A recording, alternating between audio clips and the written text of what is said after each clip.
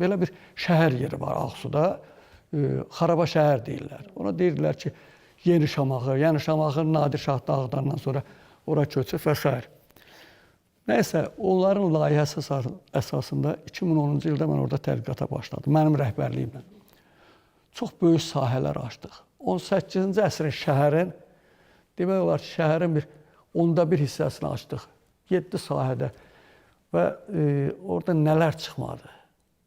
Nələr çıxmadı. Şəhərin sənətkarlar məhəlləsi, şəhərin qala divarları, su təchizatı və kanalizasiya şəbəkəsi, hamam kompleksi, şəhərin cümə məscidi və nəhayət orada 7 metr dərinlikdə onların buzxana anbarını aşkar elədik.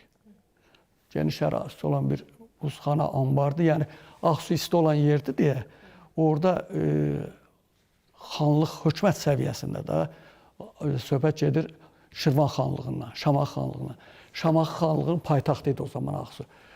Orada o strateji əhəmiyyətli ərzaqlar saxlanılırmış.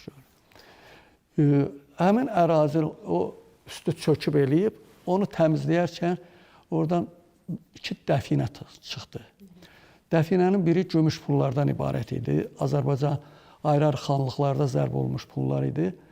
Digər dəfinə qızıl pullardan ibarət dəfinə. 37 ədəd qızıl pul çıxdı orada. Deməli, 1791, 92, 93, 96 və 1800-cü ilə aid qızıl Holland dukatları çıxdı. Çox nadir bir. Yəni, Azərbaycanda 100 ildir ki, arxeoloji tədqiqatlar gedir və elmi xətlə, arxeoloji tədqiqatlar xətti ilə yeganə dəfinədir, qızıl pullardan ibarət ki, Ağsuda tapıldı. Miras İctimai Birliyi sağ olsun ki, bütün o biz öyrəndiyimiz sahələri konservasiya edərək, üzərin çox möhtəşəm model bağladılar. İndi ora, əvvəlcə biz oranı arxeoloji turizm kompleksi kimi təqdim edirdik.